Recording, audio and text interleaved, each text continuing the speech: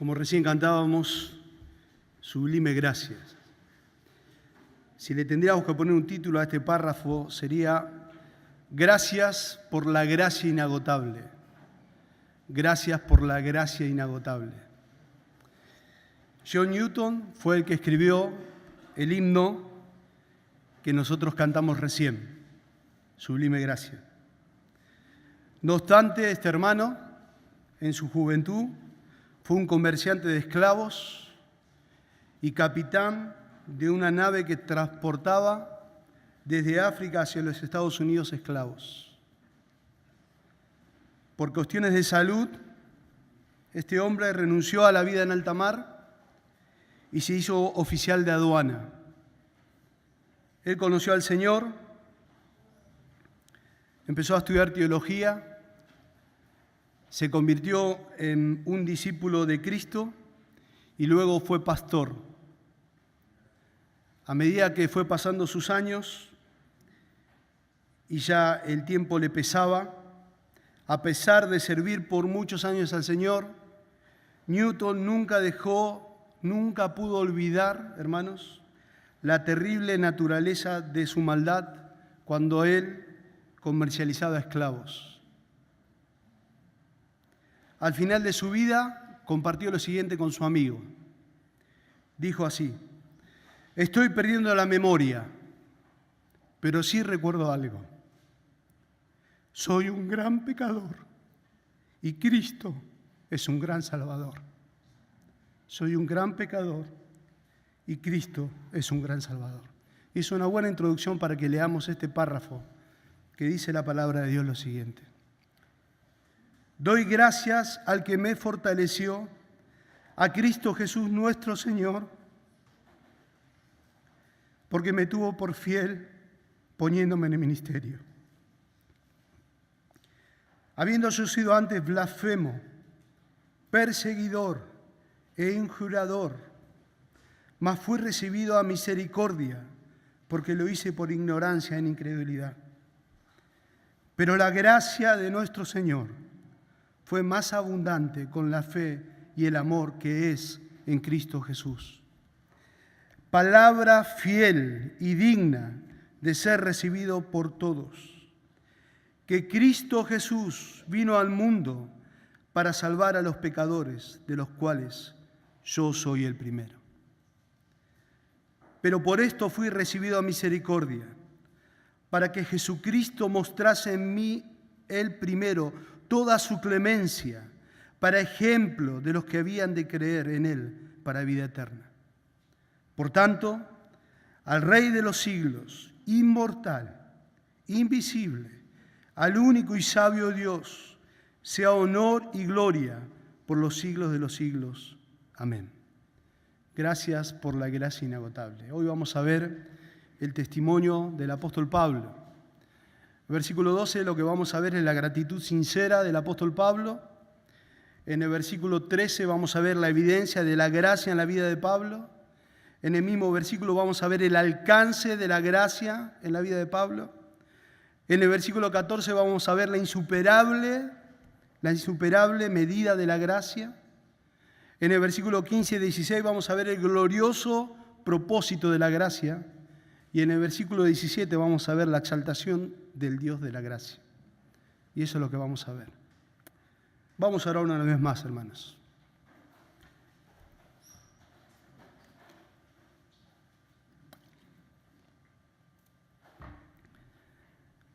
Padre amado,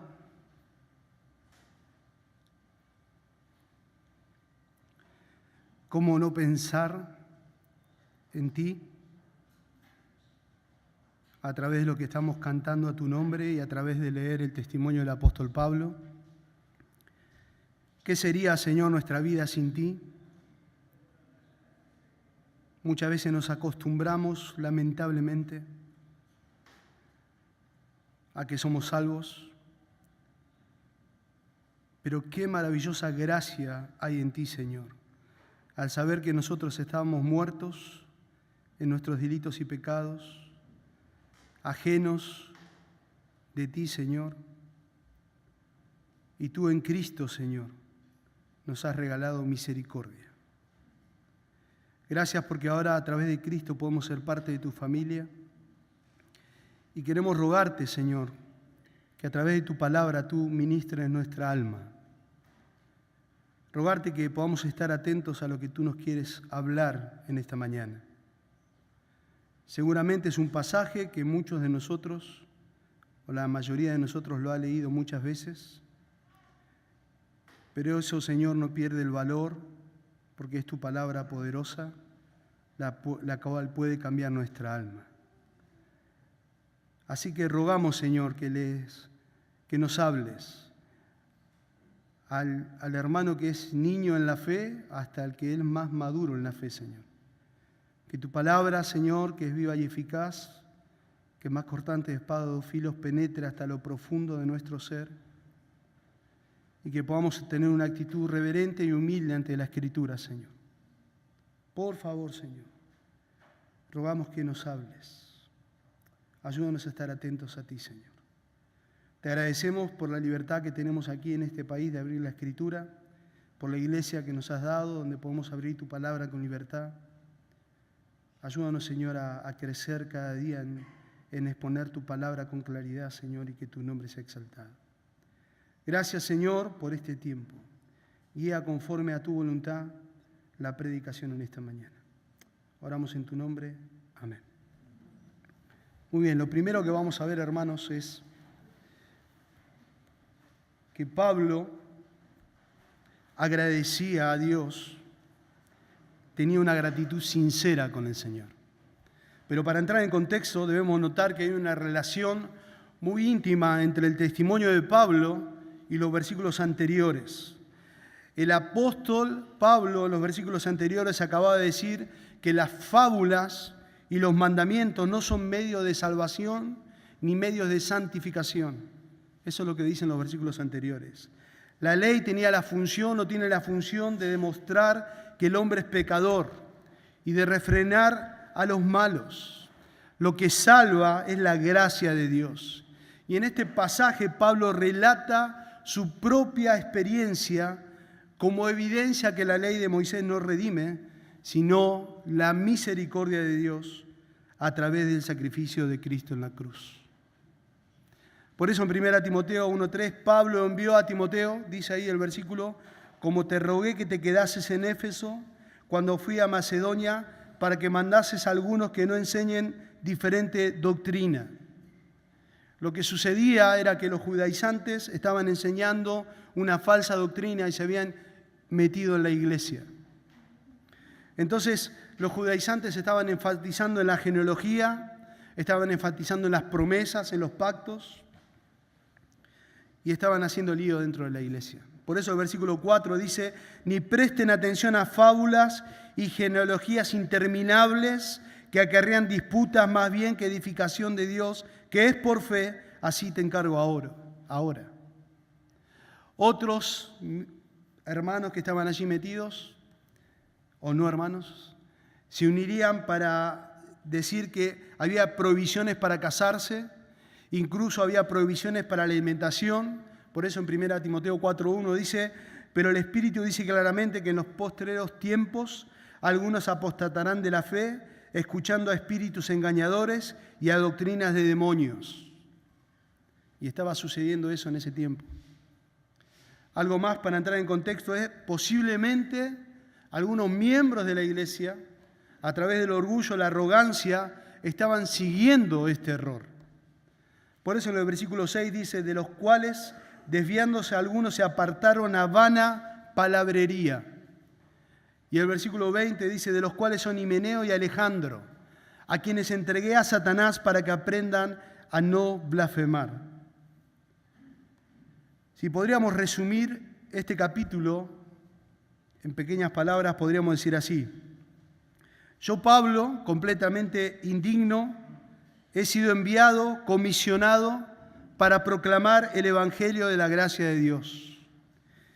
Y miren el obrar de la preciosa gracia y su misericordia, cómo se mostró en forma gloriosa en mi propia vida. Y es lo que el apóstol Pablo decía del versículo 12 al 17. Ese era el contexto en el cual Pablo escribe su testimonio y cuenta de la gracia de Dios.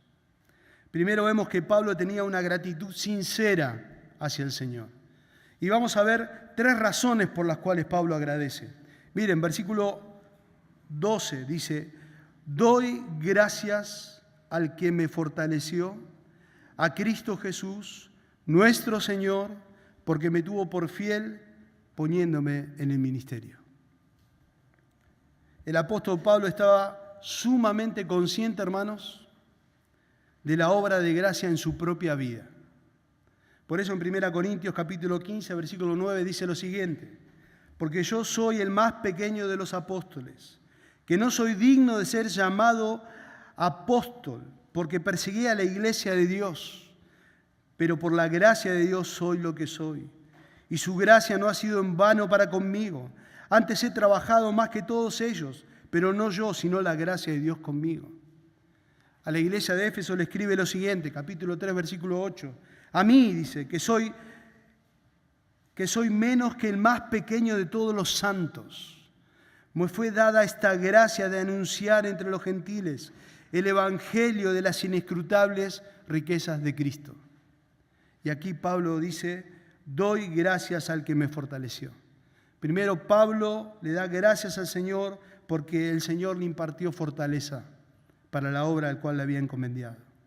Dios no solamente lo salvó por gracia, sino que lo fortaleció obrando en su gracia en el ministerio diario que Pablo estaba haciendo. El Señor lo llamó al ministerio y Pablo era consciente de eso. Y Pablo era una persona agradecida de eso. Dice: Él me fortaleció. ¿Saben? Es interesante ver esa palabra, porque Pablo en el ministerio estaba preso, como ustedes lo saben. Pablo en el ministerio sufrió una profunda soledad. Pablo en el ministerio se sintió abandonado por sus propios compañeros. Pero él da gracias a Dios porque lo fortaleció. Eso lo vemos en 2 Timoteo, capítulo 4, versículos 16 al 17.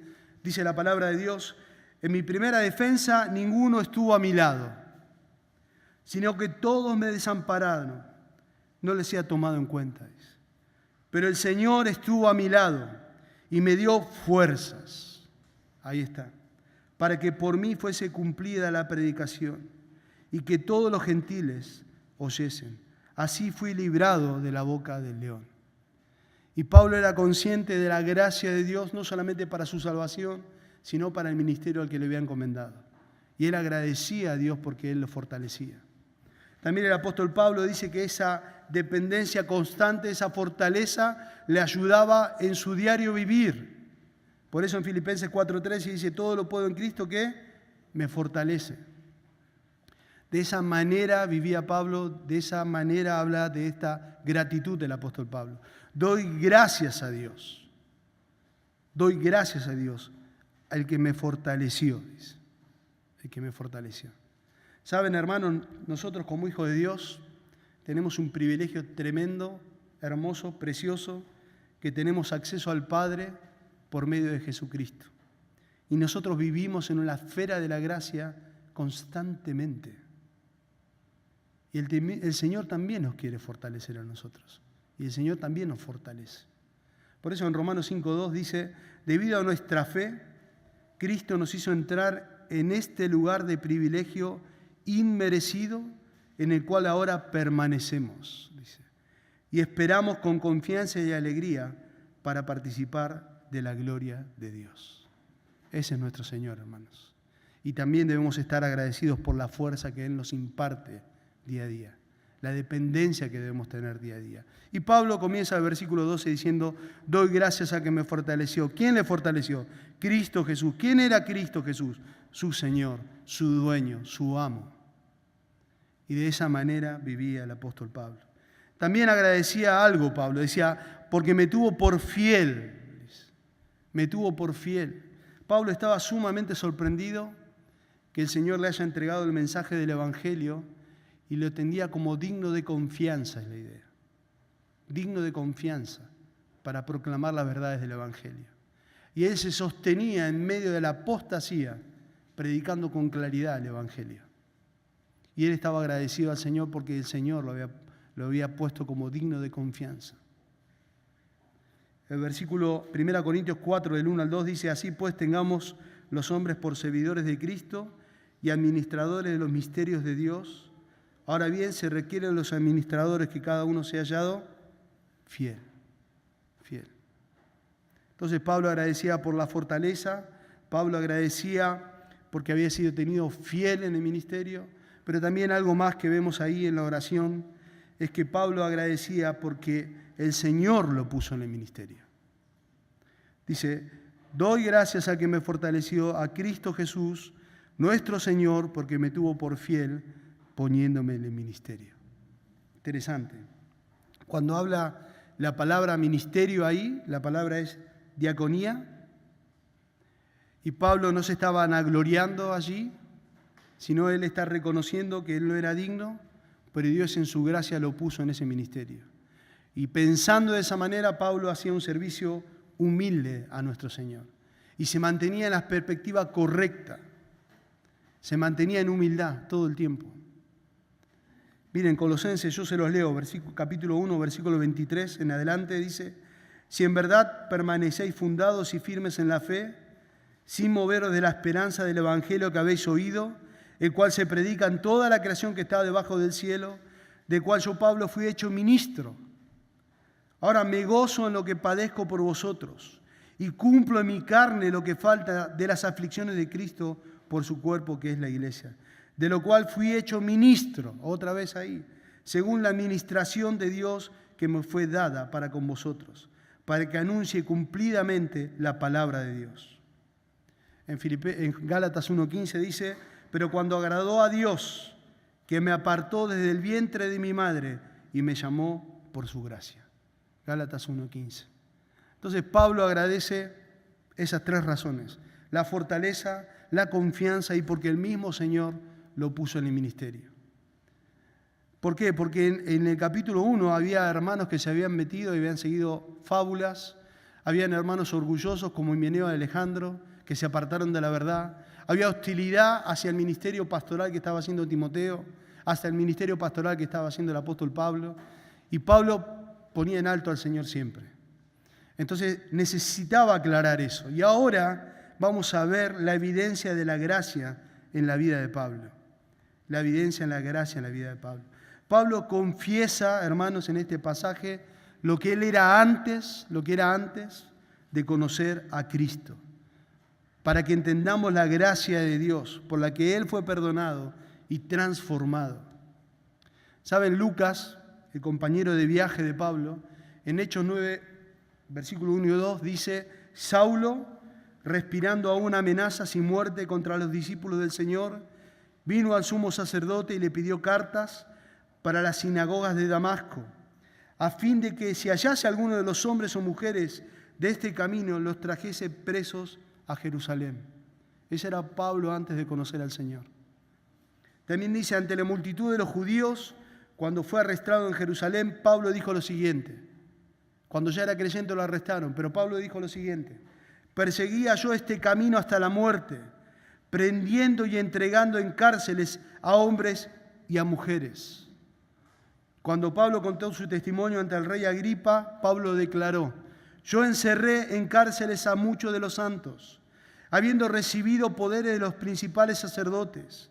Y cuando los mataron, yo di mi voto, y muchas veces castigándolos en todas las sinagogas, los forcé a blasfemar, y enfurecido sobremanera contra ellos, los perseguí hasta en las ciudades extranjeras.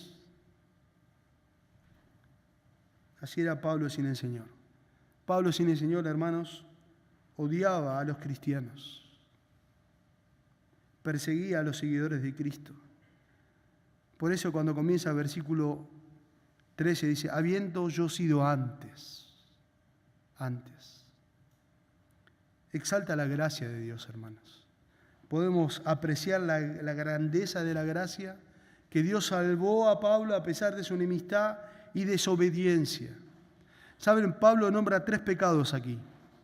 Dice: habiendo yo antes sido blasfemo, perseguidor e injuriador.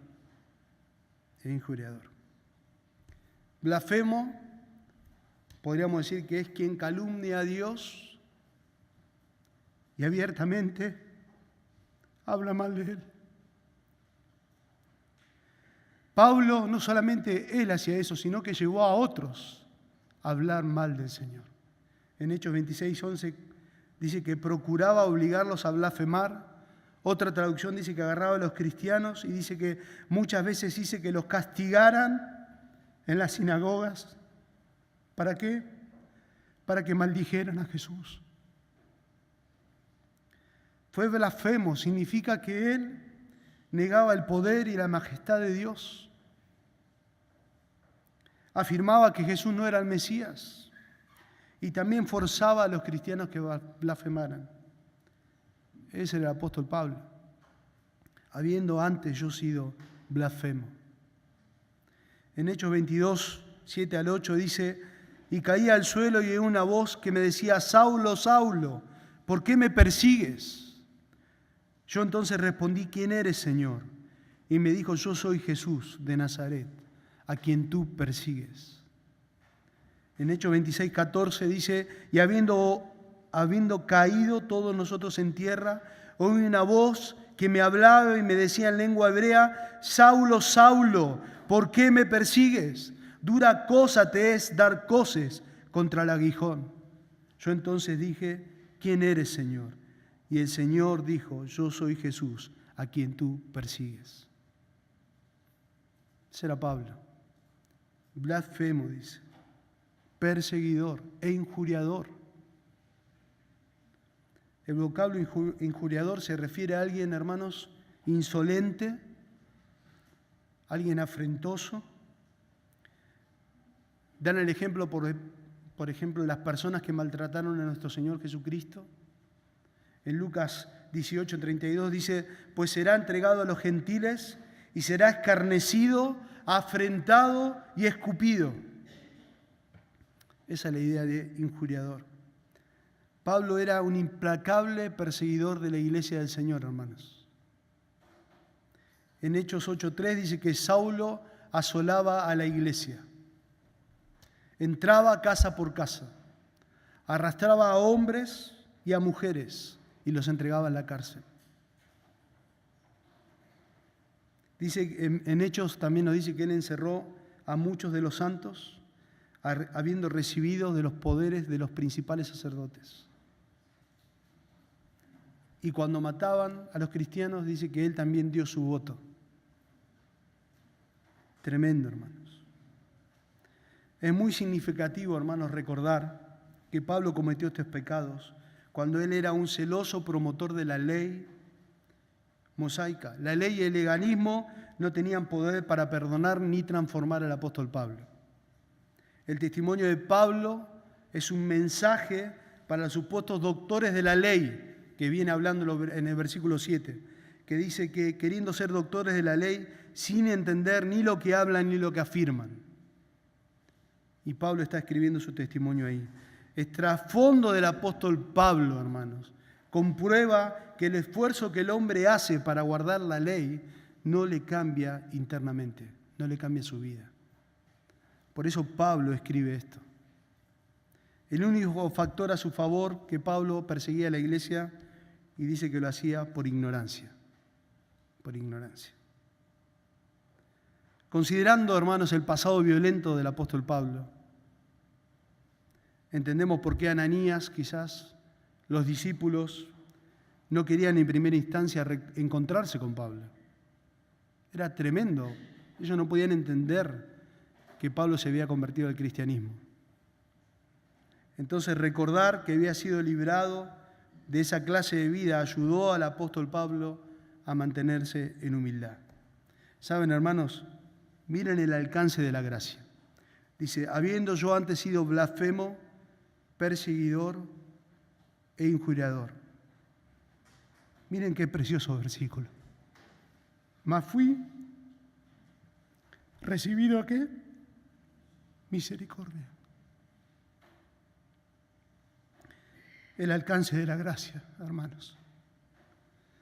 Pablo no está contando esto para vanagloriarse y decirse: mirá qué cruel que fui, sino para ver su incapacidad totalmente, para salvarse, mas fui recibido a misericordia. Pablo, hermanos, experimentó el alcance de la gracia divina o el favor de Dios, que el hombre no merece. La gracia de Dios sobreabundó en la vida del apóstol. La gracia de Dios fue suficiente para salvar a tan rebelde pecador. Y ayudó y abundó mucho más y más. La gracia de Dios, hermanos, se mostró en la fe que Pablo manifestó y creyó en Jesús como Mesías y Salvador. La gracia de Dios se mostró en el amor de Dios para con Pablo. La gracia de Dios se mostró en el nuevo amor que ahora tenía el apóstol Pablo. La transformación, hermano, del ser humano es el milagro más grande que Dios hace. Y lo vemos en el apóstol Pablo. Cuando el que cree en Cristo deja de ser egocéntrico y se empieza a enfocar en su vida en obedecer a Dios y amar a los demás, como Pablo lo estaba haciendo. Pablo dice, a pesar de mi pecado, recibo misericordia. Recibo misericordia. Algunos lo traducen misericordia como, a pesar de mi pecado, fui objeto de compasión. De compasión. La gracia maravillosa de Dios, hermanos, quita la culpa y también la misericordia de Dios quita la miseria que causa el pecado. La gracia de Dios quita la culpa y la misericordia quita la miseria que causa el pecado. Como dice un comentarista, Pablo recibió, junto con la gracia salvadora, el inmerecido alivio de la miseria. Y ahora Pablo estaba mirando su pasado y decía, yo era esto, pero gracias que recibí misericordia. Misericordia. Hermanos, el apóstol Pablo, como dijimos, era un judío celoso, religioso. Él trataba de cumplir la ley, él trataba de ganarse la salvación, pero estaba perdido y condenado sin Cristo. Por eso él escribe en Filipenses capítulo 3, ahora dice, aunque yo tengo también de qué confiar en la carne. Dice, si alguno piensa que tiene de qué confiar en la carne, yo más, circuncidado al 8º día, del linaje de Israel, de la tribu de Benjamín, hebreos de hebreos, en cuanto a la ley, fariseo, en cuanto a celo, perseguidor de la iglesia, en cuanto a la justicia que es en la ley, irreprensible. Y el versículo 7 dice, pero cuántas cosas eran para mí ganancia, las he estimado como pérdida por amor de Cristo. Fui recibido a misericordia. Dice, porque lo hice por ignorancia. La insuperable medida de la gracia, hermanos. La insuperable medida de la gracia. ¿Saben qué? La idea es una medida que desborda, que rebalsa. La gracia, como cantamos, es más grande que el pecado. Por eso Romanos 5:20 dice, la ley de Dios fue entregada para que toda la gente se diera cuenta de la magnitud de su pecado. Pero entre más pecaba la gente, más abundaba la gracia maravillosa de Dios. Y Pablo dice, mas fui recibido a misericordia porque lo hice por ignorancia y en incredulidad. Pero la gracia de nuestro Señor fue más abundante, rebalsó, sobrepasó. Y Pablo estaba maravillado. No solamente es suficiente para la salvación, sino que la gracia de Dios es suficiente para suplir todas nuestras necesidades. Y Pablo era consciente de eso. Por eso en 2 Corintios capítulo 9, versículo 8 dice, y poderoso es Dios para hacer que abunde en vosotros toda gracia, a fin de que teniendo siempre en todas las cosas todo lo suficiente, abundéis para toda buena obra. Dice el versículo 14, pero la gracia de nuestro Señor fue más abundante con la fe y el amor que es en Cristo Jesús. La fe y el amor indica el efecto de la gracia en el corazón del apóstol Pablo y de los creyentes. El efecto de la gracia en la vida del apóstol. Podríamos decir así que la gracia enciende la fe y el amor, inunda el alma con estos dones divinos. El apóstol Pablo muy frecuentemente hablaba de esta combinación. Por ejemplo, en 1 Tesalonicenses capítulo 1, versículo 3 dice: acordándonos sin cesar delante de Dios y Padre nuestro de la obra de vuestra fe, del trabajo de vuestro amor y de vuestra constancia en la esperanza en nuestro Señor Jesucristo. En 1 Tesalonicenses 5:8 dice: pero nosotros, que somos del día, somos sobrios, habiéndonos vestido con la coraza de fe y amor. Ahí está la combinación. Y con la esperanza de la salvación como yelmo. Para él la gracia es siempre la raíz, podríamos decir así. Y la fe y el amor es el tronco. Y las buenas obras es el fruto de la salvación. Por eso Pablo agradece y dice: pero la gracia de Dios fue más abundante con la fe y amor que es en Cristo Jesús. ¿Qué queremos decir? Queremos decir, hermanos, que la fe y el amor se vinculan con la salvación. Por eso el apóstol Pablo, por ejemplo, en Efesios 1, capítulo 15, versículo 15, dice: por esta causa yo, habiendo oído de vuestra fe en el Señor Jesucristo, dice, y de vuestro amor para con todos los santos. Evidencia la salvación. En capítulo 3, versículo 17 de Efesios dice: para que habite Cristo por la fe en vuestros corazones, a fin de que arraigados y cimentados en amor. El verdadero cristiano, hermanos, y eso es lo que tenían que notar, porque había muchos falsos cristianos en el medio, se caracterizaba por una fe permanente y un amor verdadero. Por eso, en Colosenses 1:23 dice: si en verdad permanecéis fundados y firmes en la fe, y sin moveros de la esperanza del evangelio que habéis oído, el cual se predica en toda creación, que está debajo del cielo, del cual yo, Pablo, fui ministro. Y en 1 Juan 3:14 dice: nosotros sabemos que hemos pasado de muerte a vida. ¿En qué? En que amamos a los hermanos. El que no ama a su hermano permanece en muerte. Entonces, hermanos, vemos que Pablo era una persona que expresaba gratitud sincera a Dios. Vimos la insuperable medida de la gracia. Vemos, y lo que vamos a ver ahora, hermanos, es el glorioso propósito de la gracia. Miren lo que dice el versículo 15 y versículo 16. Palabra fiel y digna de ser recibida por todos, que Cristo Jesús vino al mundo para salvar a los pecadores, de los cuales yo soy el primero. Pero por esto fui recibido a misericordia, para que Jesucristo mostrase en mí, Él primero, toda su clemencia, para ejemplo de los que habían de creer en Él, para vida eterna. El glorioso propósito de la gracia. Comienza el versículo 15 diciendo: palabra fiel y digna de ser recibida por todos.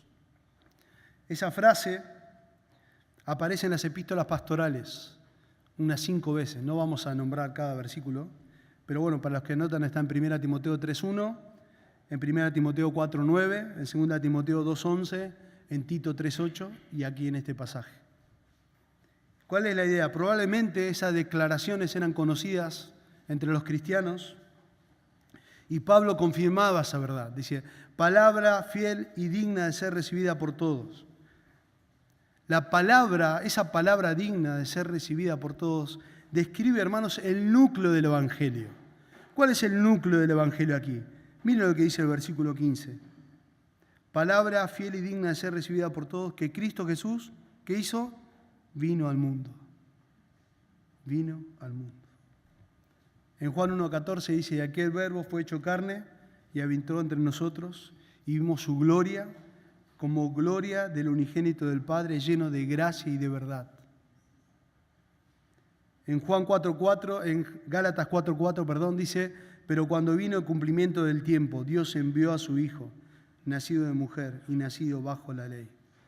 Esta expresión que habla aquí Pablo nos habla de la encarnación de Cristo, de su humanidad, y también nos habla de la preexistencia de Cristo. Es el núcleo del Evangelio. Dice: palabra y fiel y digna de ser recibida por todos, que Cristo Jesús vino al mundo para salvar a los pecadores. Tremendo, hermanos. Cuando habla mundo ahí, se refiere que Cristo Jesús habitó entre nosotros, se hizo hombre, murió en la cruz, para una humanidad perdida, ciega, condenada. El propósito de la venida de Cristo, hermanos, de la humanidad de Cristo, es la salvación. La salvación de todo aquel que en Él cree. Por eso Lucas 19:10 dice, porque el Hijo del Hombre vino a salvar, a buscar y a salvar lo que se había perdido. Y Pablo está sumamente agradecido y quiere poner en alto el Evangelio con claridad. Quiere poner en alto el ministerio por el cual lo tenían fiel y lo tenían de confianza.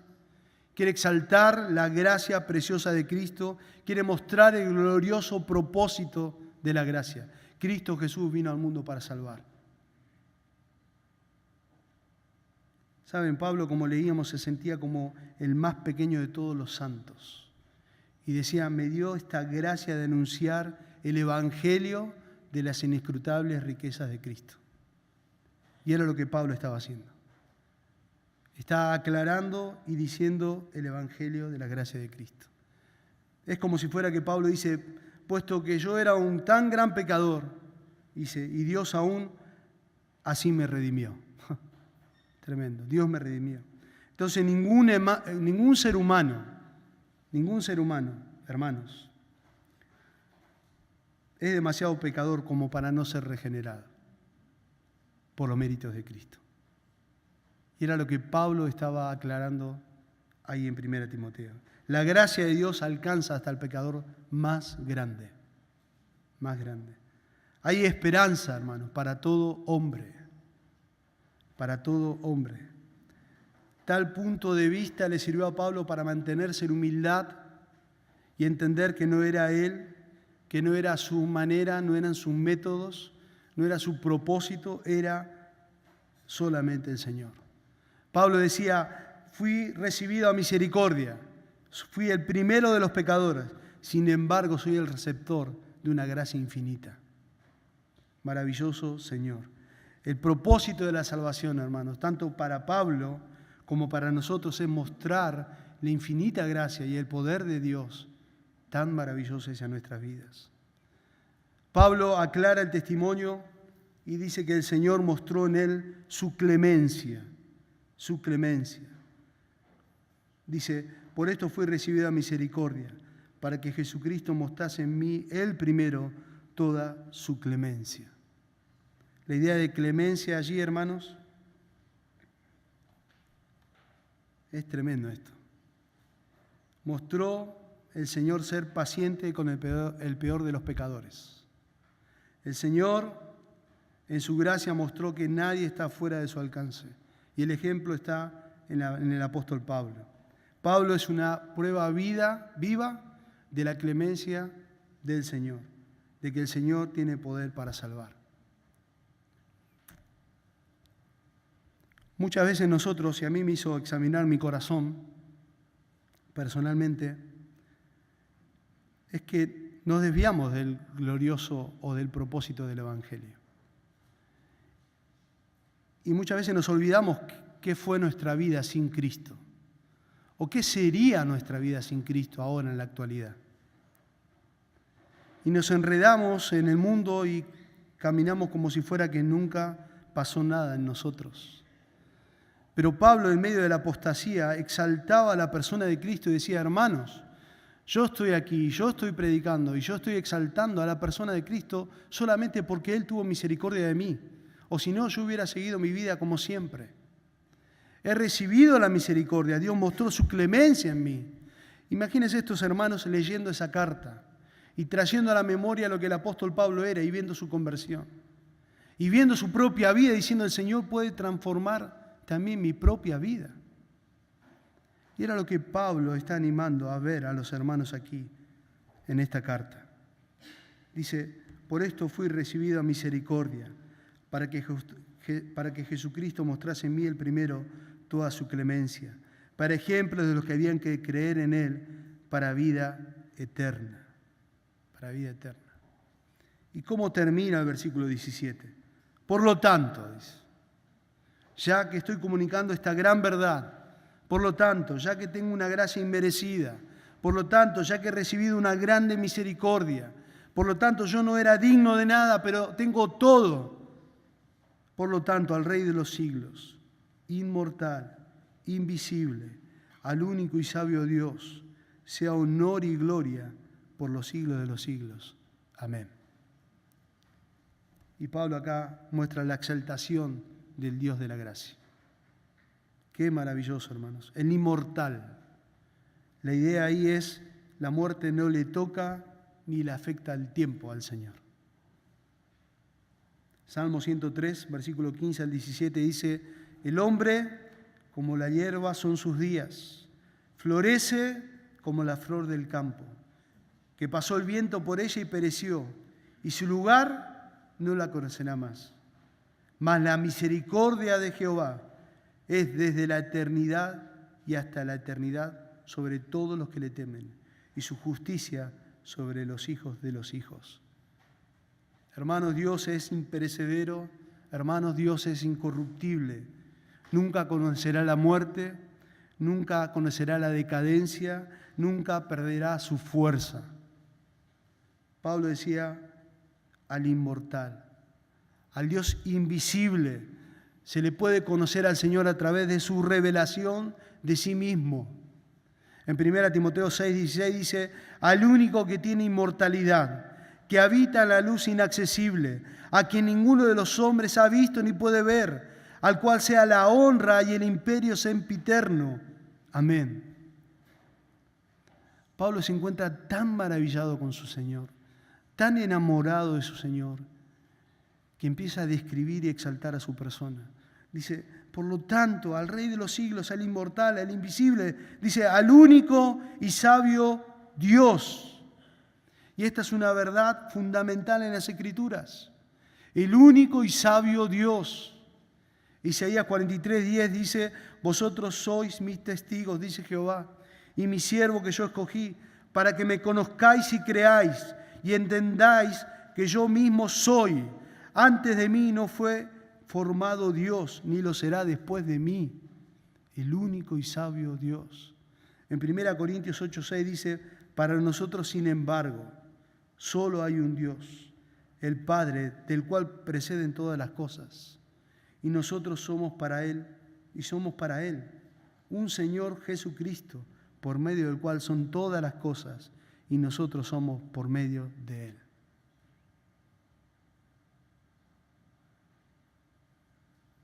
¿Qué pensamos, hermanos, cuando pensamos en la salvación nuestra?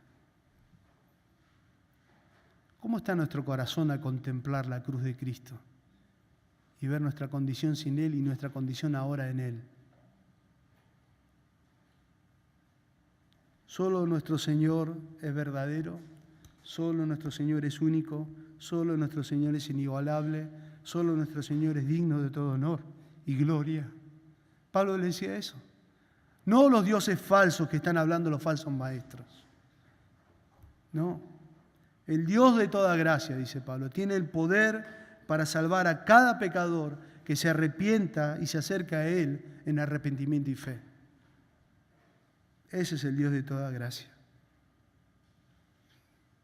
Estaba leyendo un libro, o leí parte de un libro que se llama Pecados Respetables. Y algo que me llamó la atención, algo que escribió este autor. Dice, voy a citar lo que dice el libro. La mayoría de los creyentes, dice, no podemos identificarnos quizás con la magnitud de los pecados del apóstol.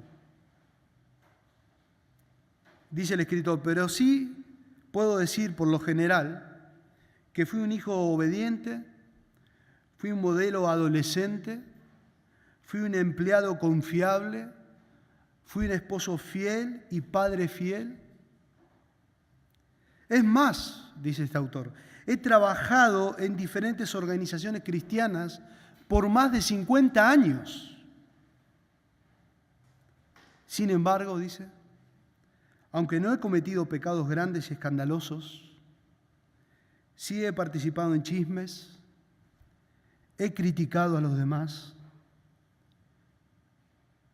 he albergado resentimientos, he sido impaciente, he sido egoísta, he desconfiado de Dios en situaciones difíciles, He sucumbido tras el materialismo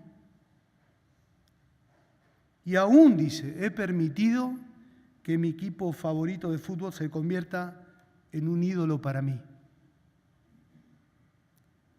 Entonces dice el autor, tengo que estar de acuerdo con el apóstol Pablo en que soy el primero de los pecadores. O para parafrasear lo que dice Newton, soy un gran pecador, pero tengo un gran Salvador. Hermanos, nuestra única esperanza, nuestra bendita esperanza, nuestra maravillosa esperanza, esa sublime esperanza, ¿saben qué? Es el único remedio para nuestros pecados. Y también es el único remedio para nuestra salvación. Quizás nosotros no identificamos con el apóstol Pablo por la magnitud de los pecados, pero sí, como dice este autor, podemos identificarnos que somos un gran pecador, pero que tenemos un gran Salvador. Glorioso Evangelio, hermanos. Es lo que cantábamos. Gloriosa, sublime gracia. Oramos.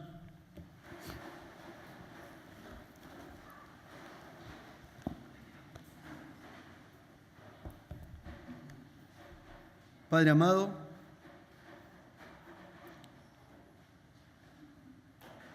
una vez más nos quedamos sin palabras a ver el cuadro de nuestra vida sin Cristo.